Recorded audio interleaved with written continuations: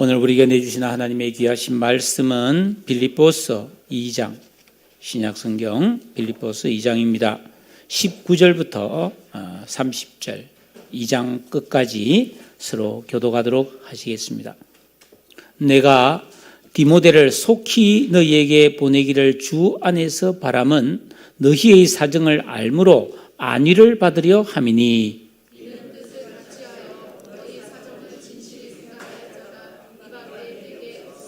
그들이 다 자기 일을 구하고 그리스도 예수의 일을 구하지 아니하되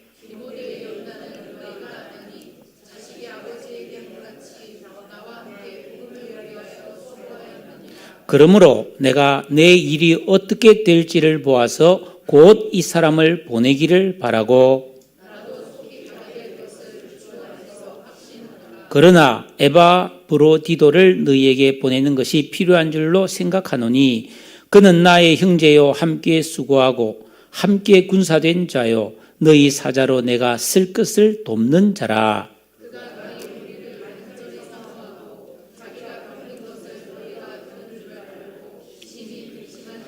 그가 병들어 죽게 되었으나 하나님이 그를 긍휼히 여기셨고 그뿐 아니라 또 나를 긍휼히 여기사 내 근심 위에 근심을 면하게 하셨느니라.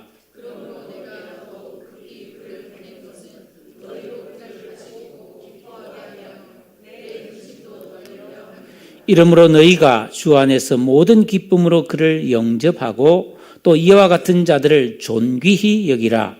그가 그리스도의 일을 위하여 죽기에 이르러도 자기 목숨을 돌보지 아니한 것은 나를 섬기는 너희의 일에 부족함을 채우려 함이니라. 아멘. 할렐루야. 네. 오늘도 참으로 귀하고 복된 주일입니다. 온화하고 또 간간히 비도 뿌리는 그런 은혜로운 다 은혜 받기 좋은 날이다. 그렇게 생각을 합니다.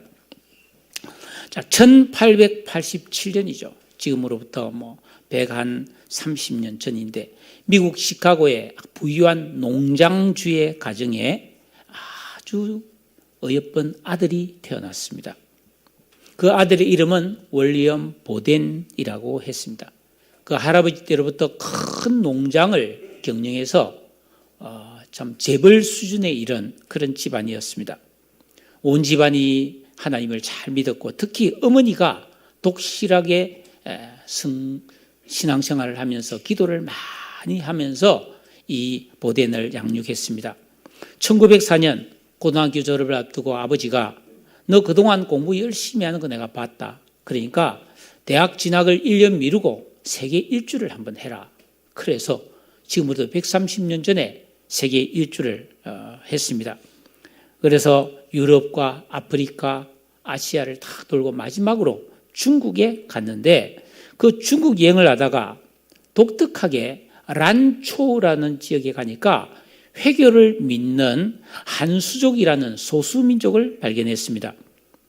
거기서 하나님께서 감동을 주셔서 내가 이 한수족을 구원하기 위해서 내 일생을 바치겠다라고 하나님 앞에 기도를 하고 거기서 선교사로 헌신을 했어요. 그리고 돌아와서 이제 예일대라고 하는 아주 유명한 대학에 입학을 했고 1학년 때 동아리를 만들어서 성경 공부를 시작했는데 4학년 때 그 당시 예일대 전교생이 1,300명인데 1,000명이 그 동아리에 가입해서 성경 공부를 했습니다. 사람들이 어떻게 그게 가능하냐 그랬더니 오직 하나님을 올바르게 믿는 것 외에는 한 것이 없다. 그런 말을 했어요. 졸업하자 할아버지가 이 보덴에게 전 재산을 물려줬고 이 보덴은 재벌이 되었습니다. 수백만 달러의 돈을 소유하게 됐는데 그는 하나님께 아낌없이 드리리라 이렇게 기도하면서 전액을 헌금을 했고 선교비로 드렸습니다. 검소한 생활을 하면서 프린스턴 신학교를 마치고 중국 선교사로 임명되었습니다. 그는 소명을 받은 중국의 한수족, 이슬람을 믿는 한수족에게 복음을 전하기 위해서 아랍어를 배우기 위해서 이집트 카이로로 떠났습니다. 친지들과 친구들이 말렸어요. 왜 일부러 그 고생스러운 곳에 가느냐? 그냥 여기서 공부하고 함께 지내자고 말렸습니다. 그러자 그는 물러서지 않으리라. 하나님의 말씀 앞에 물러서지 않겠다는 말을 남기고 이집트에 갔는데 거기에 간 지 4개월 만에 유행성 뇌척수염에 걸려서 26살에 죽습니다. 그는 죽음을 앞두고 그의 성경책 표지에 이렇게 썼습니다. No regret. 후회하지 않으리라. 왜 그랬을까요? 그는 26살에 그냥 허망하게 죽었습니다. 재벌이었습니다. 예일대를 나오고 프린스턴 신학교를 나온 엘리트였습니다. 그는 26살의 나이에 이른 나이에 세상을 떠났지만 130년이 흐른 지금도 중국 란초우에는 이 윌리엄 보덴을 기억하는 사람이 많다고 합니다. 이 보덴의 숭고한 신앙과 헌신을 기억한 학교 후배들이 그 란초우에 많이 선교사로 갔고 거기에 병원을 세우고 학교를 세우고 교회를 세워서 많은 사람이 예수를 믿게 되었습니다. 카이로에 있는 이 보덴의 무덤 비문에는 이런 글귀가 있습니다. 윌리엄 보덴, 예수 그리스도에 대한 믿음을 떠나서는 그의 삶을 설명할 길이 없다. 여러분, 이 보덴의 삶은 믿고 확신한 하나님의 부르심을 따라갔고 그가 죽은 이후에 맺은 열매만 보더라도 그의 삶은 실수하거나 낭비가 아니었습니다. 그는 믿음의 승리자였습니다. 지금도 수많은 사람들이 그를 기억하고 있지 않습니까? 저는 이 사람의 일생을 보면서 보통 사람이 아닌 건 틀림없는데 사실 지나간 역사를 훑어보면 이 사람처럼 남달리 충성되고 헌신된 사람은 어디에서나 늘 존재했다는 사실입니다. 이 사람만 유별난 게 아니고 이런 사람이 많이 있었다는 것을 우리는 기억해야 합니다. 일반 역사에도 보면 삼국지의 유비라든지 조조라든지 송건 같은 당대의 영웅들의 휘하에는 자기가 섬기는 주군을 위해 목숨을 초계처럼 바치는 신하와 장수들이 절비했습니다. 우리가 조선시대만 해도 자기가 옳다고 하는 대의를 위해 또는 임금에 대한 절개를 지키기 위해 목숨을 바친 사람이 많죠. 또 일제강점기에는 나라와 민족을 위해 주저없이 자기를 희생한 지사들이 많았습니다. 우리가 아는 안중근, 윤봉길, 이봉창, 유관순 열사 같은 분 있잖아요. 자기 목숨을 주저없이 바쳤잖아요.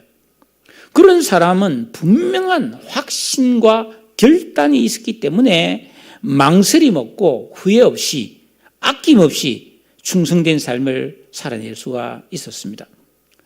우리가 잘 아는 남미 아우카족에 선교를 갔던 그 20대의 짐 엘리엇도 그렇잖아요.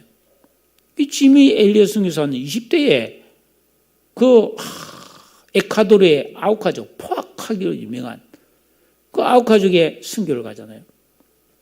경비행기를 타고 내려가지고 그 아우카족에게 딱 만나기 위해서인데 착 나올 때 손을 들고 선교를 하기 왔다.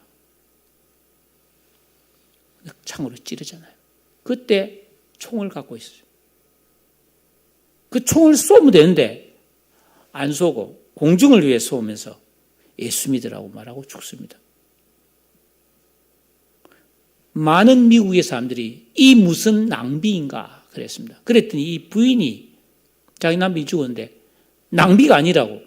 우리 남편은 이를 위해서 살았던 사람이라면서 남편을 죽인 아우카족의 부인이 가서 복음을 전하잖아요. 그런데 그 부족들은 다행히 여자는 잘 안 죽이는 부족이라 거기 가서 복음을 전해서 전 부족이 예수를 믿잖아요.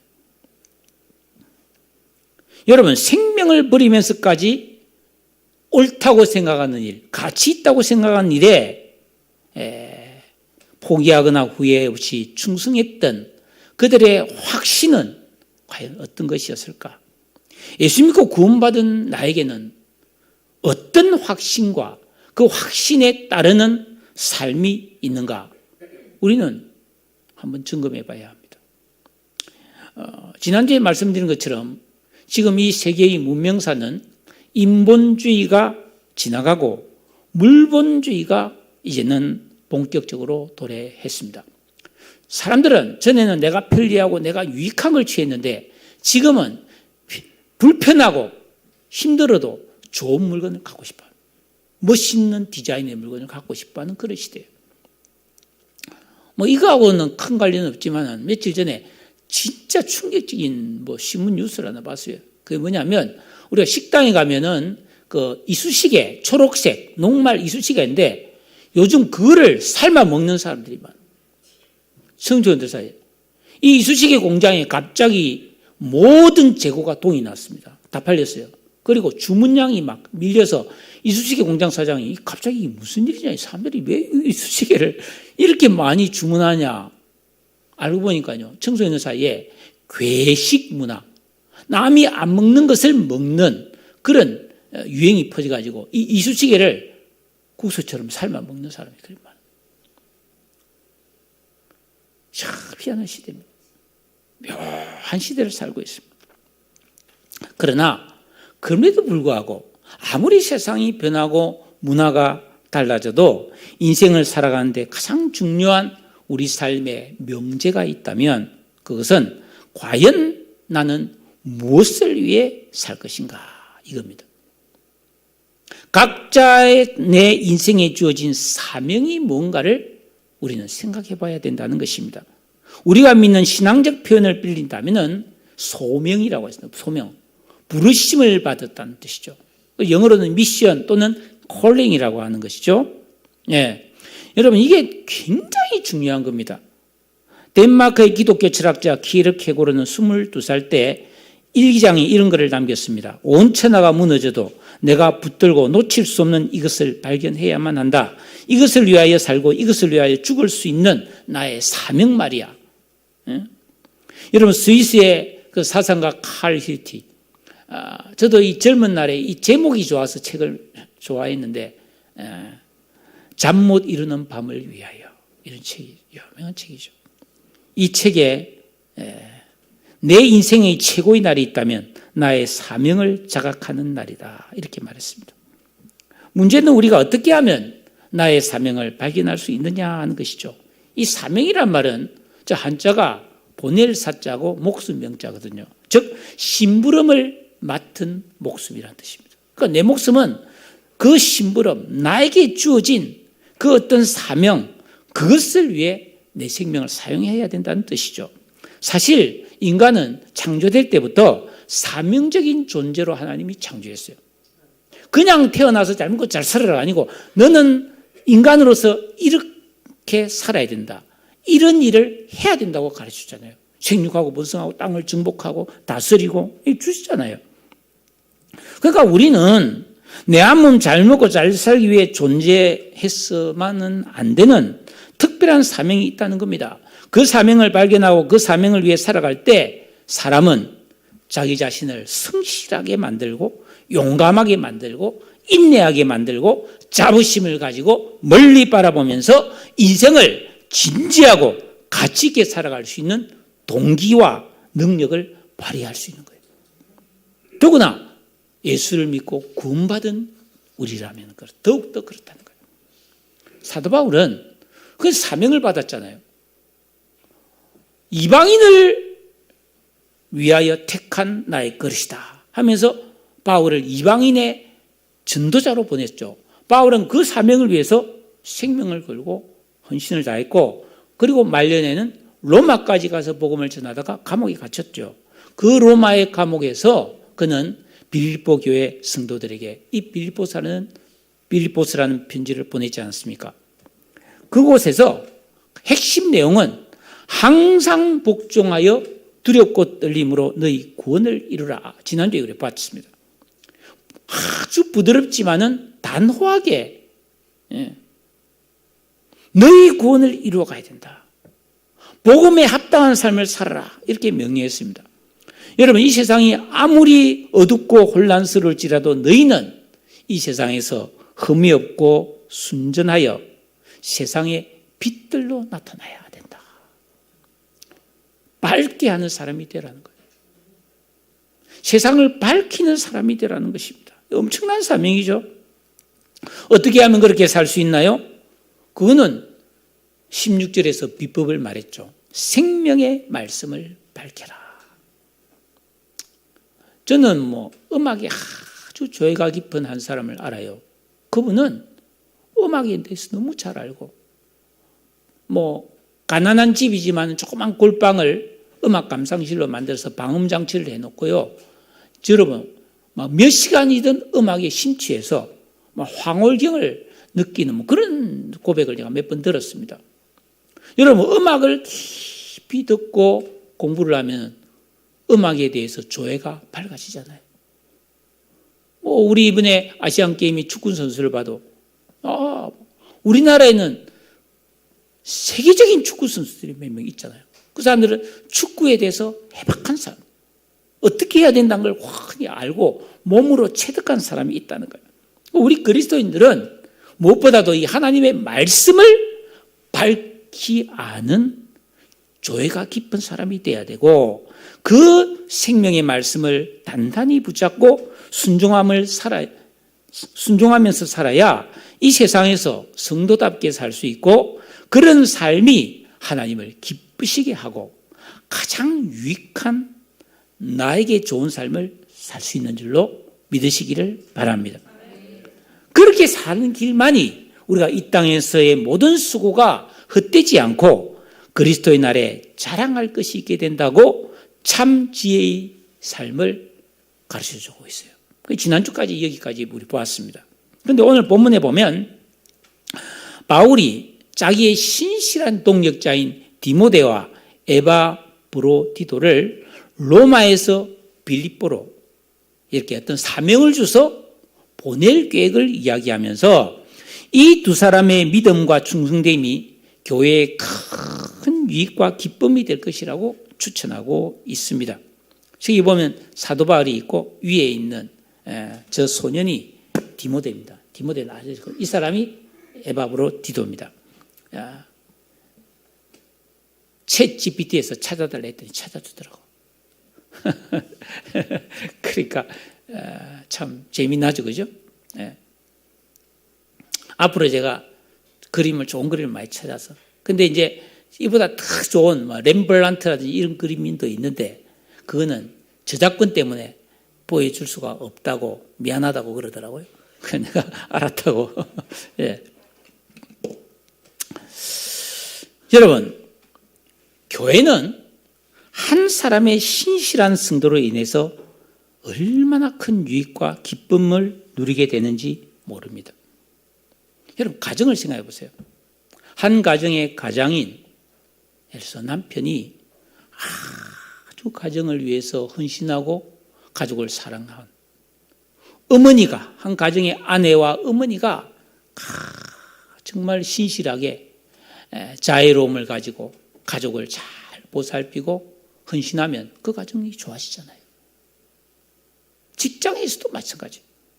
어떤 한 사람이 정말 유능하게 그 일을 잘하면서 많은 조직 구성원들을 돌본다면 그 조직이 얼마나 좋아집니까? 교회도 마찬가지.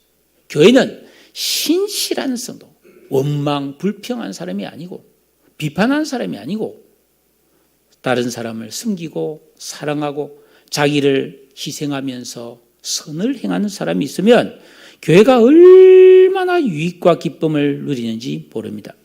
사도 바울은 빌레몬스에서 그 빌레몬이라는 장로님에게 편지를 하면서 이런 말을 했어요. 빌레몬스 1장 5절에서 주 예수와 및 모든 성도에 대한 너의 사랑과 믿음이 있음을 내가 들었는데 이로써 너의 믿음의 교제가 우리 가운데 있는 선을 알게 하고 그리스도께 이르도록 역사하느니라. 형제여, 성도들의 마음이 너로 말미암아 평안함을 얻었으니 내가 너의 사랑으로 많은 기쁨과 위로를 받았노라. 이 빌레몬이라는 한 분을 통해서 많은 성도들의 마음이 평안해지고 그 사랑, 그의 헌신으로 바울 자신도 기쁨과 위로가 되었다는 것. 얼마나 귀한 믿음입니까? 예? 사도 바울은 19절에서 내가 디모데를 속히 너희에게 보내기를 주 안에서 바람은 너의 사정을 알므로 안위를 받으려 함이다. 지금 디모데는 바울과 함께 로마에 있는데 그 천리 먼 길 빌립보로 속히 보내려고 한다는 겁니다. 바울이 디모데를 빌립보에 보내는 목적은 이 신실한 디모데가 빌립보에 가면 그들에게도 유익을 끼칠 수 있고 또 거기서 빌립보 교회 사정을 잘 이렇게 파악해서 로마로 돌아와서 바울에게 그 사정을 전해줄 때 바울이 위로를 받기 위함이라고 말하고 있는 것입니다. 즉 디모데는 빌립보 교회뿐 아니라 바울 사도 양쪽을 다 유익하게 하는 사명을 받은 사람이었다는 것이죠. 여러분 아무나 이런 일을 할 수 있을까요? 못합니다. 저도 살아가면서 많은 사람을 만나면서 젊었을 때는 저도 뭐 어떤 부탁도 받고 일을 해야 되는 입장이었잖아요. 그러면서는 저 사람한테는 뭔가를 부탁하면 믿을 수 있다. 이런 이야기를 듣고 싶어 했고요. 지금은 이제 제가 좀 사회적으로 나가면 이제 조금 이제 선배 쪽에 속하는 나이가 됐기 때문에 어떤 사람에게 일을 맡길 때가 있단 말이에요. 그런데 정말 그 일을 정성스럽게 하는 분이 있는가 하면 대충 하는 사람도 있어요. 여러분 디모데라는 사람은 그 사도행전 16장에 보면 바울의 2차 선교 여행 때 루스드라라는 지역에서 이 제자가로 삼습니다. 그래서 선교에 동참하게 되었죠. 이 디모데는 바울과 함께 선교지를 다니면서 많은 연단과 훈련을 받았고 바울의 분신처럼 바울이 가야 될 곳을 대신 가는 보냄을 받는 사명을 감당했어요. 고린도 교회 문제들을 수습하기 위해서 보냄을 받습니다. 데살로니가 교회가 환난을 당하고 있다는 소식을 듣고 바울이 그 데살로니가 교회를 격려하기 위해서 디모데를 보냅니다. 지금은 빌립보 교회의 사정을 알기 위해서 디모데를 보냅니다. 바울은 이런 디모데를 가리켜서 고린도전서 4장 17절에서 내 사랑하는 신실한 아들 디모데라고 말하고 있습니다. 사랑스럽고 너무 신실하다. 믿을만하다는 것이죠. 예? 그러면서 오늘 20절 봐보세요. 이는 뜻을 같이하여 너희 사정을 진실히 생각할 자가 이 밖에는 내게 없음이라. 여러분 뜻을 같이 했다는 말이 뭡니까? 그게 21절에 그 설명이 있습니다. 그들이 다 자기 일을 구하고 그리스도 예수의 일을 구하지 않았다. 이 그들은 누구를 말하겠습니까? 바울 주변에 수많은 제자와 동역자들이 있었습니다. 다 훌륭한 사람들이 있겠죠. 그러나 대부분 어떤 결정적인 상황이 오면 자기의 이익을 구하느라고 사명, 예수 그리스도의 일에 충성하지 않았다는 말입니다. 이 말씀은 사도 바울이 이 디모데를 제외한 다른 제자는 다 나쁜 사람들이라는 뜻이 아닙니다. 왜냐하면 제자들은 다 예수 믿고 구원받은 사람들이잖아요.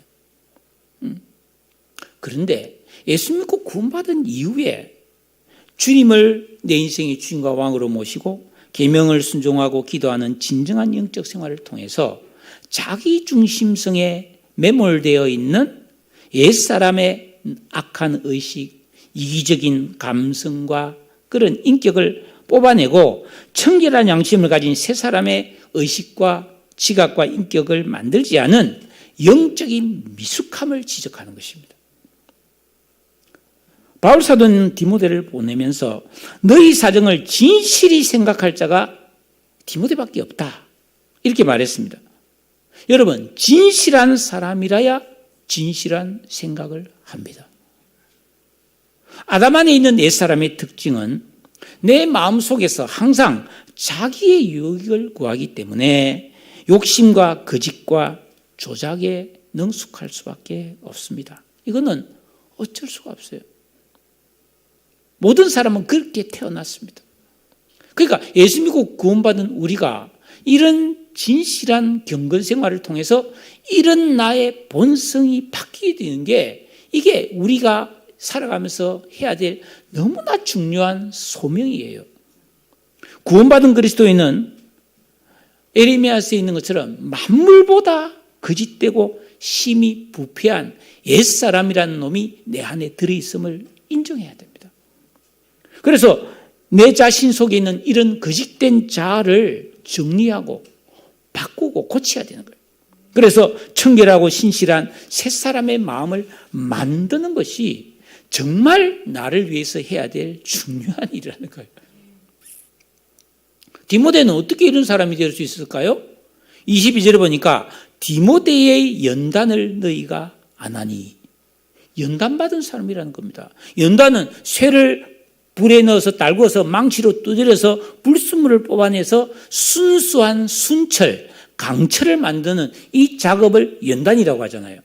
그러니까 불에 달궈지고 두들겨 맞아서 쇠가 연단되는 겁니다. 우리도 뭐예요? 이 땅에서 정말 올바른 일을 위하여 고난을 감수해야 된다는 것이죠. 예. 여러분 다 국가대표 축구 선수인데 특출나게 잘하는 사람은 연단을 더 많이 한 사람이죠. 저절로 그렇게 우연히 되지는 않지 않습니까? 그러니까 디모데의 진가, 디모데는 입증된 성품의 사람으로 흠잡을 데가 없는 사람이라는 뜻이에요. 그런데 이 디모데의 연단은 디모데 전서와 후서를 읽어보면 확실하게 알 수 있습니다. 잠깐만 살펴보면 이 디모데는 디모데 전서에 보면 기도하면서 눈물을 많이 흘린 사람이라는 뜻입니다. 회개의 사람이었다는 뜻입니다. 또 디모데후서 1장 5절에 보니까 내 속에 거짓이 없는 믿음이 있다고 바울은 말했어요. 믿음은 믿음인데 거짓이 조금도 없는 믿음이었다는 것입니다. 이 디모데는 아버지는 이방인 헬라인인데 외할머니와 어머니가 정말 믿음이 좋은 사람이었어요. 그래서 성경 이름도 있습니다. 외할머니 로이스, 어머니 유니게. 그 믿음의 전통을 그대로 이어받아서 어릴 때부터 철저히 계명을 지키는 그런 신앙을 통해서 세 사람의 의식과 인격이 만들어진 깨어있는 그리스도인이었어요. 그리하여 22절에 보니까 자식이 아비에게 함과 같이 나와 함께 복음을 위하여 수고하였느니라. 여러분 이 말씀은 바울이 사적인 감정으로 디모데가 나한테 정말 잘했다 이런 말이 아닙니다. 우리 주님께서 마태복음 12장 48절에서 누가 내 어머니며 내 동생들이냐 하시고 누구든지 하늘에 계신 내 아버지의 뜻대로 하는 자가 내 형제요 자매요 어머니다. 그래서 바울은 디모데가 하나님의 뜻대로 행한 사람이기 때문에 내 아들이라고 말하는 거예요. 그런 맥락입니다. 자기 일을 구하지 않고 대가를 바라지 않고 순수한 믿음으로 그리스도 예수의 일을 위해 헌신 충성하는 바울의 동역자가 디모데였습니다. 여러분 바울이 참 수고와 고생은 많이 했지만 이런 디모데 같은 동역자가 있다는 것은 너무나 큰 위로요, 행복이요, 기쁨이었을 것입니다. 여러분 우리가 인생을 살아갈 때 정말 신실하고 좋은 사람이 한 명 있는 것은 얼마나 큰 행복인지 몰라요. 사실 디모데 외에도 바울 곁에는 신실한 동료들이 꽤 있었습니다. 누가? 브리스길라와 아굴라, 또 두기고, 그레스게, 디도, 빌레몬 같은 충성된 사람들이 꽤 많이 있었습니다. 여러분, 신앙에 있어서 신실한 사람은 한 명만 있는 게 아니에요. 다 그렇게 될 수 있습니다. 할렐루야. 바울은 이렇게 디모데를 속히 보내고 싶다고 말하면서 25절에 보면 그러나 에바브로디도를 너희에게 빠졌지만 먼저 보내는 것이 필요한 줄로 생각하노니 그렇게 말하고 있습니다. 바울이 또 한 명 보내고 싶은 사람은 에바브로디도였습니다. 디모데도 보내고 바울 자신도 너무너무 가고 싶어 하지만 이 에바브로디도를 먼저 보내는 게 더욱 필요하다고 말하고 있습니다. 그러면 이 에바브로디도는 어떤 사람인가? 뭐라고 그랬습니까? 그는 나의 형제다. 하나님 뜻대로 행하는 사람의 뜻이죠. 함께 수고하고 함께 군사된 자요 너희 사자로 내가 쓸 것을 돕는 자라. 즉 이 에바브로디도는 원래 빌립보 교회 집사님이었어요. 그런데 사도 바울이 로마에 오게 갇혔다는 소리를 듣고 빌립보 교회가 회의를 거쳐서 이 에바브로디도를 바울이 필요한 옥에서 필요한 음식도 넣어주고 필요한 경비도 좀 넣어주고 또 에바브로디도를 또 옥바라지를 하려면 누군가 심부름돼야 될 사람으로서 이 사람을 파송한 거예요. 여러분 에바브로디도 가서 이제 집도 얻어야 되고 먹고 살아야 되고 그 당시 로마는 세계의 중심지니까 물가도 꽤 비쌌을 것 같은데 빌립보 교회가 많은 비용을 들여서 이 사람을 보낼 때 아무나 보내겠어요? 교회 안에서 인정된 사람을 보냈을 거 아닙니까? 그런데 이 에바브로디도가 로마에 와서 바울을 잘 보살피던 도중에 그만 병에 걸렸어요. 그것도 중병이 걸려서 아마 적어도 한 2년 정도를 알아 누웠는데 거의 죽을 직전에까지 갔어요. 이 소식이 빌립보 교회에 알려졌으니까 교회가 아니 어떡하냐고 이 에바브로디도가 죽게 되었으니까 너무 마음이 아프고 또 이 에바브로디도를 바울을 도우라고 보냈는데 오히려 바울의 짐이 되어버렸으니까 교회가 굉장히 근심이 많아졌다. 그런 오늘 말씀을 하고 있죠. 예. 그런데 천만다행으로 하나님께서 이 에바브로디도를 치료해 주셨어요. 그래서 회복이 되었는데 회복이 되었지만 이 에바브로디도는 자기를 파송해 준 그 빌립보 교회 성도들에게도 너무 미안하고 바울 사도를 섬기려고 왔는데 제대로 섬기지 못하고 오히려 바울의 근심거리가 된 것이 너무너무 죄송해서 미안하고 그래서 의기소침해졌어요. 이 모든 사정을 아는 바울은 에바브로디도를 건강이 이제 좋아졌으니까 급히 빌립보로 돌려보내면서 이 에바브로디도가 얼마나 충성되고 신실한 바울의 동역자로 근심거리가 아니라 나의 큰 함께 형제가 되었고 또 함께 수고하고 군사가 되었고 나를 잘 도왔다고 변호해 주고 있는 것입니다. 30절 우리 같이 한번 읽어볼까요? 30절 말씀 다 같이 읽습니다. 시작.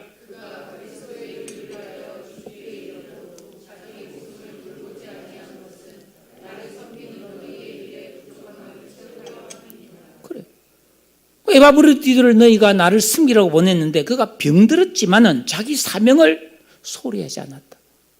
자기의 유익과 안전과 편리를 추구하지 않고 몸이 아픈 중에도 맡은 사명을 최선을 다해 감당했다는 뜻입니다. 얼마나 신실하고 충성된 사명자입니까? 사실 에바브로디도는 바울보다 빌립보 사람들이 더 잘 알고 있는 것이 사실이죠.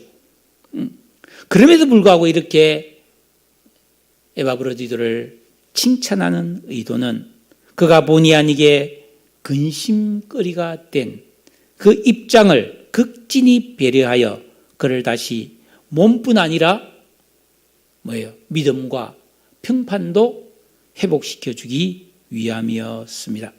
그러면서 바울이 뭐라고 말하냐면은 29절에 이러므로 너희가 주 안에서 모든 기쁨으로 그를 영접하고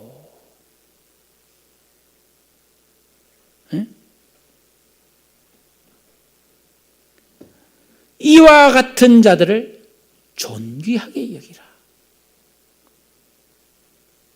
그렇게 부탁을 합니다. 그러니까 에바브로디도가 돌아가면 기쁘게 그를 환영해 주라는 거예요. 그리고 그 사람을 존귀하게 잘 대접해 주라는 것입니다.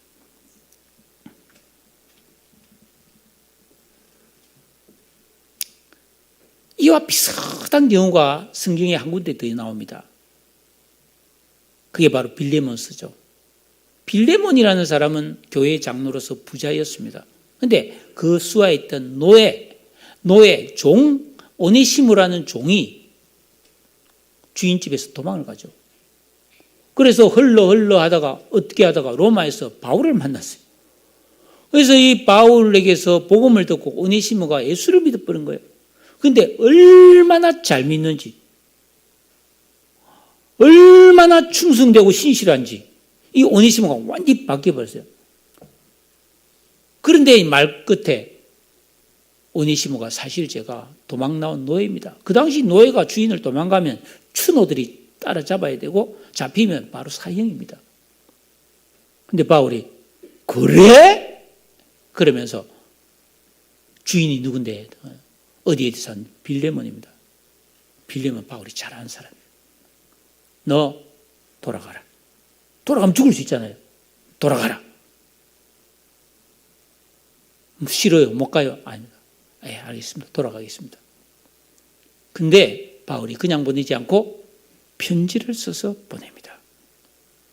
뭐라고 보내냐면은 이 오네시모는 내가 갇힌 자 중에서 낳은 아들이다. 아들이라. 디모데에게도 내 아들이라고 그랬잖아요. 이게 뭐예요? 하나님 뜻대로 행하는 자라는 뜻이라고 말했죠.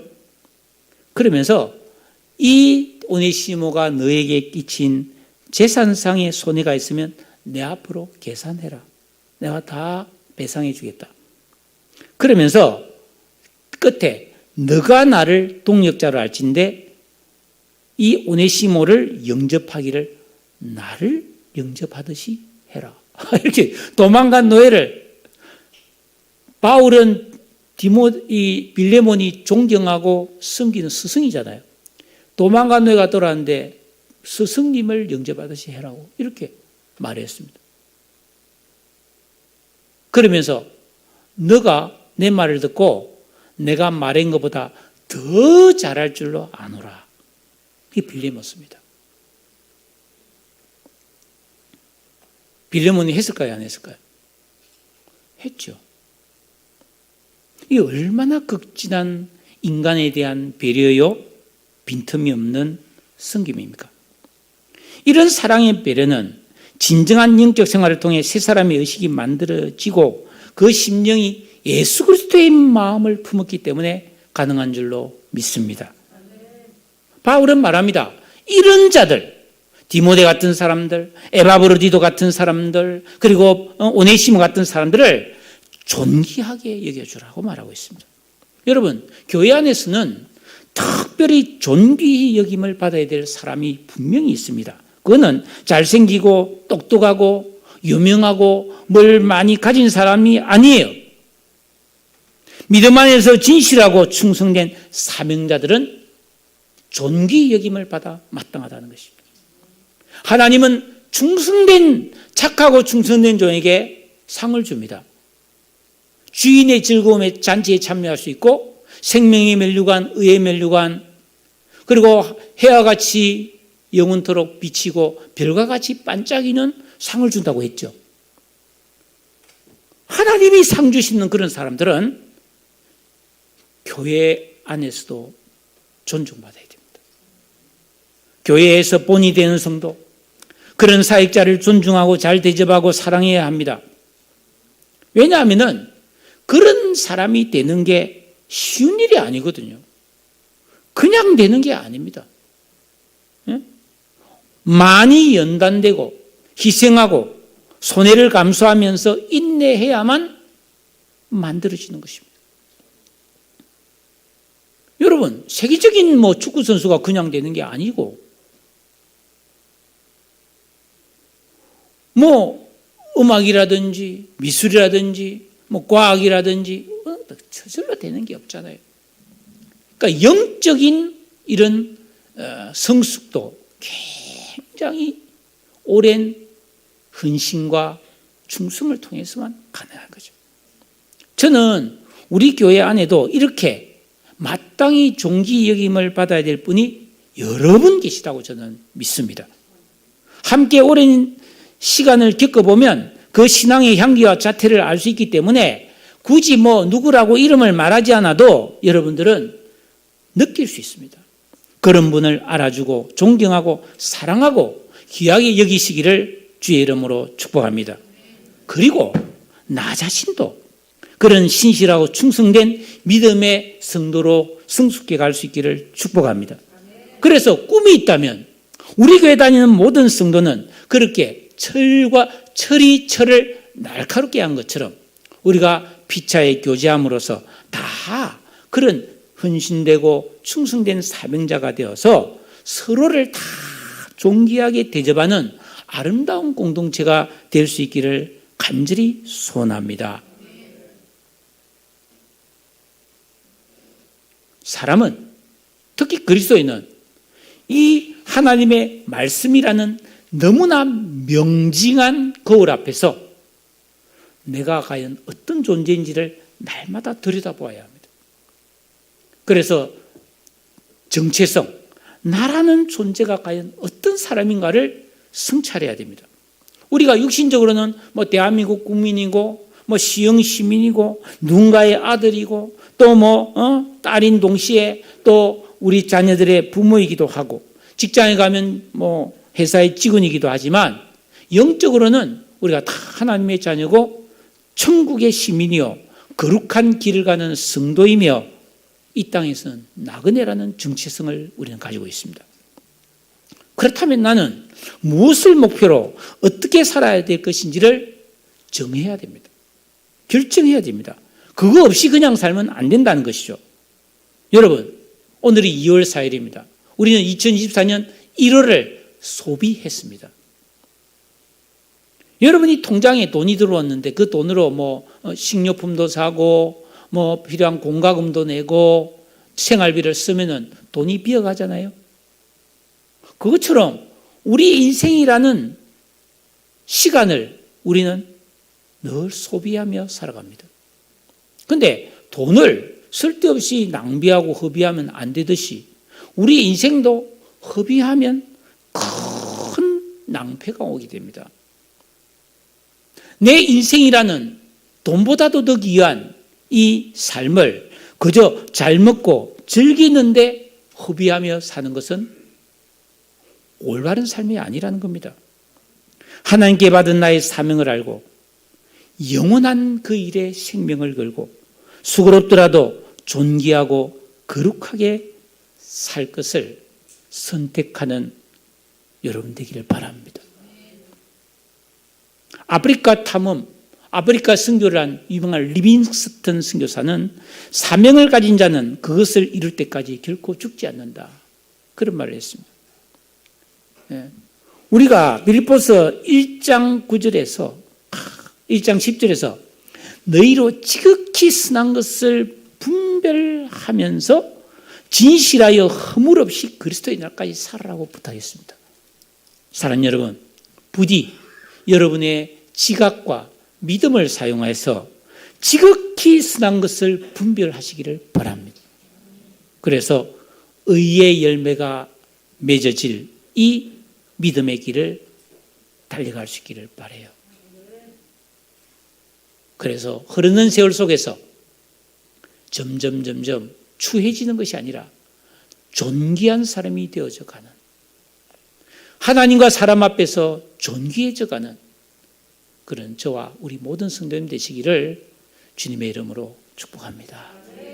기도하겠습니다. 오늘 이 말씀을 생각하면서 우리 다 같이 주님, 그렇습니다. 바울이 어떻게 이런 존귀한 사람이 되었습니까? 디모데는, 에바브로디도는 도대체 어떤 사람이기에 이런 사람이 되었습니까? 나도 이 사람들과 똑같은 예수로 구원받았고 똑같은 하나님을 섬기고 같은 성경을 더 많은 은혜를 받았는데 주님, 내가 이렇게 머물러 있거나 추해지는 인생이 아니라 거룩하며 신실하며 존귀해져가는 나의 인생이 되게 해 주시옵소서. 우리 다 같이 한번 동성으로